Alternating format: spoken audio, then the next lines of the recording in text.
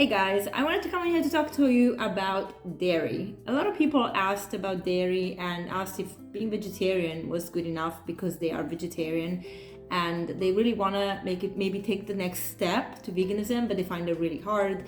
And dairy is a big subject, so we're going to just really summarize it in the 10 minutes that I like to do these videos. So let's just say that dairy is a very controversial subject. And without considering the ethical side of it, without considering the veganism side of it, just in the scientific terms. Obviously, there's a lot of people that talk about dairy being inflammatory, being, the fact that a lot of people are actually sensitive to the casein and allergic to the lactose. And is it good for us really? It's addictive, that's for sure. And there are studies that can prove actually that dairy may do something good for the body. And of course it would, in a way, prove to be nutritionally really sound because, well, it's a mom's food for their baby, so it has to be really good for you, it's full of nutrients. Except that milk comes from a mother cow for a baby cow. And the fact that we are a different species consuming that, it just doesn't make sense. And I don't think that it's really the best choice that we have, especially when we have so many other choices now. But you will find studies that prove otherwise. And I listened to a podcast on Zoe, which is a platform that looks at different metabolic pathways and does a lot of studies. And it was founded by a gentleman called Simon, whose surname I don't remember, and Tim Spector. And they had a podcast with Tim and Sarah Berry, who is the leading scientist that joined Zoe as a nutritionist. And I can see that Sarah really likes dairy. And they made a case for dairy, saying that actually, although it's high in fat, it doesn't actually impact your cholesterol. I do not know if they didn't mention the ApoB, so I do not know if they actually looked at ApoB or just LDL cholesterol. I'm not quite sure what they looked at. They didn't really go into details, and I haven't looked at the studies, mostly because, and I will say, I am biased towards not having dairy. For one thing is my personal experience. I personally loved frozen yogurt, loved it, and yogurt in general. And even when I was getting healthier and cutting down on so many things from my eating disorders, yogurt was always something I was having every day for the probiotics, because I didn't really know that you could just take probiotics. And I also thought, well, if there is probiotics in here, then maybe it will help my gut because I had severe IBS. It actually made it worse. And the thing is that I just don't do well with dairy, and neither does a lot of people. So the majority of people don't do well with dairy, especially when we look at ethnicities. So when we look at melanated people, they don't do well with dairy. Asians don't do well with dairy, and yet actually you see a massive increase in dairy consumption in Asian countries, which is interesting. And you can prove that dairy does good things for you. So if you compare milk only to, say, fermented cheese and fermented yogurt, you will see in a study that fermented product does much better for the gut and for your health than just milk or the derivative like cheeses, like those Kraft like fake cheeses, plastic looking things. And likewise, butter is way worse than having just different kind of fermented cheeses. So there are studies that will compare that. So when you look at cheese, it's like, this is better than that. When you compare the two kind of dairy, maybe yes, I agree, one is better than the other. But when it comes to overall health, should we consume dairy? I mentioned at the beginning, we are consuming the secretion of another species, of another animal that is not made for us, right? It's not made for human consumption. Moreover, milk as a food, which is a complete wonderful food, is made for a selected amount of time in a lifespan of a living being. So when we are born, our mother, hopefully, if she produces enough milk, will breastfeed us for, I know some people up to 4 years, but for a couple of years, right, we have the breastfeeding period with our mother, that milk is everything we need to really gain strength, to get our vitamins, to get our immune system. The first bit of milk that we get, the colostrum, is where our white blood cells come from. So we need it, and so do baby cows. But after that, do we need milk? Well, no, we don't. Moreover, if you look at the dairy, if you look at the milk from a cow, look at the size of the cow. The amount of nutrients in that food is for a calf that is meant to become a large animal in 9 months, in 6 months.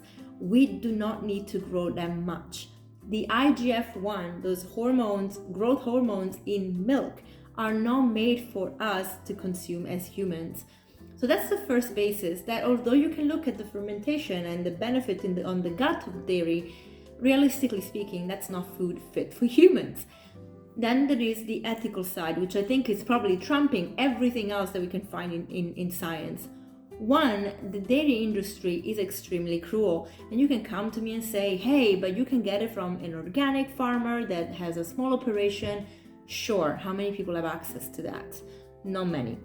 So the problem is that for the amount of milk that is consumed for the consumption for the world, we are not going to rely on the small farmers and maybe even keep the baby having the milk of the mother. The majority of dairy that is available to people on the shelves of the shop, people that don't know where that dairy even comes from CAFO operations, where the cows are manually, artificially impregnated by the farmers. They have a baby, the baby's taken away from the mother, and there is that attachment, so there is the suffering, and then the mother is emptied out to take the milk for our consumption. And this happens over and over and over and over again. Moreover, if you are vegetarian, you think, okay, but I'm not killing the cow. That cow is getting impregnated and emptied out several times until she can literally not do it anymore. And then that cow's meat, that flesh, becomes meat. So, do you think it's a very kind industry? Just by this definition, right? It's not a kind industry. The dairy industry is not better than the meat industry. It's all one. It's just that it's a step before. And then, of course, what happens to the babies? If they are female, they have the same fate as their mother. They will grow to become dairy cows and go through the same process. And if they are male, they become veal. So people have babies who have been stripped out from their mother on their plate for their tenderness. It makes no sense, it's cruel, and quite often makes me think that we are really psychotic to think that this is normal.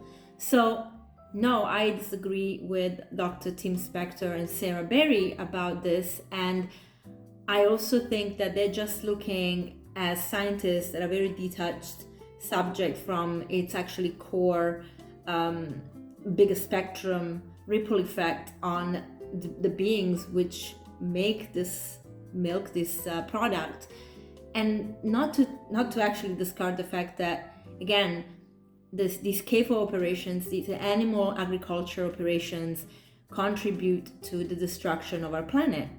And a lot of farmers, and especially commercial farmers, where most of the products come from, will take land that maybe had beautiful trees on that have been stripped of everything to house these big farms, to cage these cows, to get the milk out of them, to house them until they have their baby while they're impregnated.